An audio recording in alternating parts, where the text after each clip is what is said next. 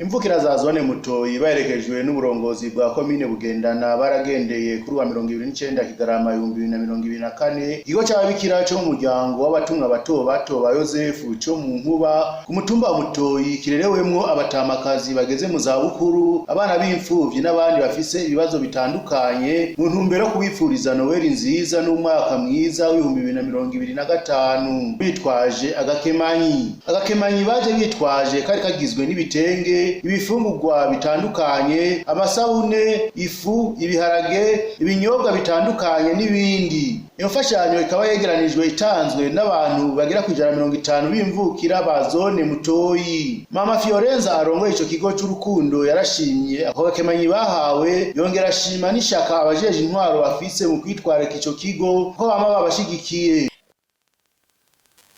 Inda kubadondorera ibisabwe ngako ari vyinshi cyane, mugabo mbona yuko intererano yanyu iguma idufasha. Allora iki kigo ni kigo c'abarundi bafasha bene wabo b'abarundi, twe turabakengurukira kandi biduha umwizero. Twebwe twaratanguye kera, mugabo ubu vyose biri mu minwe yanyu. Claude Manirakiza yaserukiye umugwi yarakengurukiye abarongoye ico kigo ku mutima w'urukundo bafise n'ubwo butumwa bariko barakora. Yarakengurukiye kandi n'abari mu mahanga nabo nyene bagize ico baterera kugira ngo ico gikorwa gishoboke. Kubwiwe ico kigo rero ngo cerekana ko ubuzima bwo ngaha kw'isi buhinduka kandi butoroshe, ari naco gituma abantu bategerezwa kugira ico bakoze kugira ngo ubuzima bw'abo bantu bari muri ico kigo bwisununure. Nico gituma ahamagarira umuntu wese afise umutima w'impuhwe kugira ico akoze. Doje nagira ubwa mbere nshimire aba bavyeyi muri kino kigo, vy'ukuri bumve yuko twebwe ababanyi ba kino kigo canke abandi bazi kino kigo natwe tubakengurukira kandi natwe twishimiye ibi vyiza bariko barakora ubu butumwa barimwo. Rero je kintu je namandaba ngaha muri kino kigo ni ikintu gitangaje cyane. Iki kigo ni ikintu cerekana ubuzima bw'umuntu ngaha kw'isi. No kuvuga abana bavutse inzoya baraza kumbure bagishika ngaha kuri isi bakagira ibibazo, mugabo bakagira abantu babagwana. Vyerekana ukunye ubuzima butangura ngaha kw'isi kuva umuntu agitangura. Muco mugenda murabe baje batamakazi bageze mu zabukuru kumbure ubu aho baryamye bamwe kugira ngo bavyuke ari n'ikibazo. Nabonye batwereka ukundi ubuzima burangira ngaha kw'isi, kandi ico ni ikibazo kubera ko kazoza ntawe ukamenya, twese ntituzi ukungene buzorangira.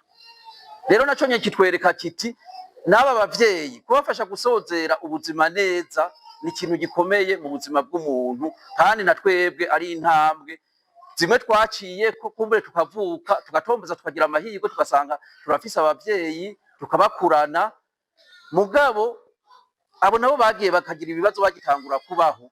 Natwe bitwereka yuko natwe twategerezwa kugira ico dukoze kugira ngo nabo nyene ubuzima buzogende neza, kuko aba bana mubona ngaha ntituzi ico bazovamwo. Aha mu myaka iza ngira bamaze guca ngaha muri iki kigo si bake. Ubu hari abantu tugenda abantu badufitiye akamaro, bafitiye akamaro igihugu, bafitiye akamaro bene wabo. Ubuzima nabwo uriko arabubandanya baje bageze mu za bukuru bajya nabo bariko barabandanya ubuzima bariko baraburangiza. Nabo nyene vyumvikana kubafasha ku buzima bwabo kuburangiza neza mu munezero, mu mana, bafise ico bafungura. Naco nyene ni ikintu ciza mu buzima bw'umuntu. Aba nabo bafise ubumuga butandukanye, kumbure bavutse bagasanga kumbure nabo urabona bagendera mu dukinga canke bafise ibindi bibazo bitandukanye. Ibi byose n'ubuzima tugenda ducamo, kandi twebwe nk'abantu baba bakomeye bafise amaboko akwiye, amaguru akwiye, umutwe ukora, mu bisanzwe ni twebwe Imana bayahaye uwo mutwaro.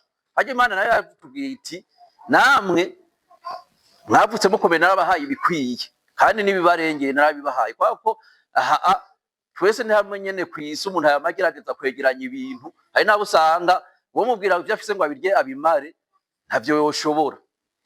Mugabo ukora mu kuboko ati je ngira urushi rw'ibiharage canke ibiro 5 vy'umuceri nanje ngirageze kugira ngo urya na wadafise nawe nyene yumve yuko ubuzima bunezererewe, nawe nyene Imana imukunda, bikatugora. Mugabo nibaza yuko biriko biraza bukebuke. Musitanteri wa komine Bugendana Bukuru Beatrice yarashimye izo mvukira ku mutima w'urukundo bama berekana uko umwaka utashe mu gushigikira ico kigo. Yasavye ko n'ahandi mazone yofatira akarorero kuri abo bakabikora nabo nyene.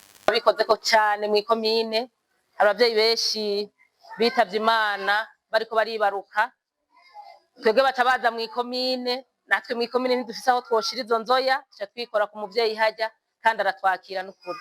Waserukiye aba muri ico kigo yarishimye umwitwarariko babafitiye, ivyo kubashigikira rero ngo biratuma biyumva nubwo bafise ibibazo bitandukanye. Yasavye ko ico gikorwa cyo gufasha bogikorera n'abandi batishoboye. Ndakengurutse cyane bivuye ku mutima, n'iteka ridasanzwe kuko muratwitwararika cyane. Hama twebwe ku bwacu twaje tuva mu mihinga itandukanye, twaratomboje turaronka abavyeyi batwitwararika badukunda.